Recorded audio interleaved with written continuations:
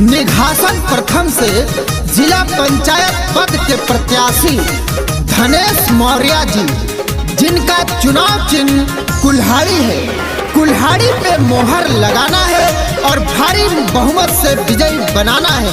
धनेश मौर्य जी जिंदाबाद जिंदाबाद जिंदाबाद, धनेश मौर्य जिंदाबाद। धनेश मौर्य के न भुलई हो पहिले हथवा जोड़ के, धनेश मौर्य के न भुलई हो पहिले हथवा जोड़ के।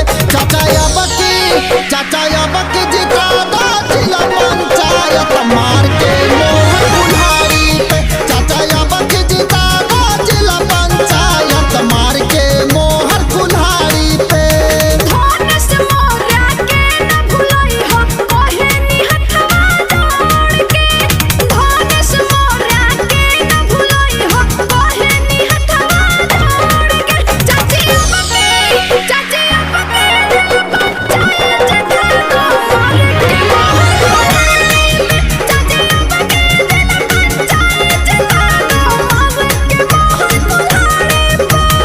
नेता नहीं बेटा चुने, समाज की जिम्मेदारी उसके हाथ में सौंपे जो आपका सम्मान करे, क्षेत्र का विकास करे।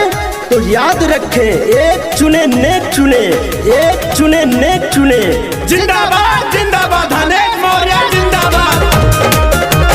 नाली खड़ंजा रोड बनवाएंगे, प्रथम निघासन के क्षेत्र चमकाएंगे। जिंदाबाद जिंदाबाद, धनेश मौर्य जिंदाबाद।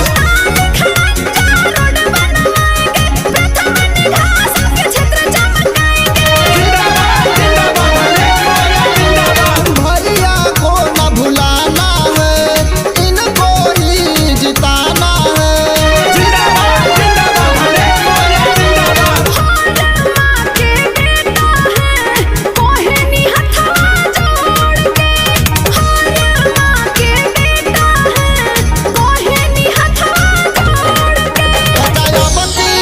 चाचा अब की जिला पंचायत जिता दो मार के मोहर कुल्हाड़ी पे। चाचा अब की जिला पंचायत जिता दो मार के मोहर कुल्हाड़ी पे।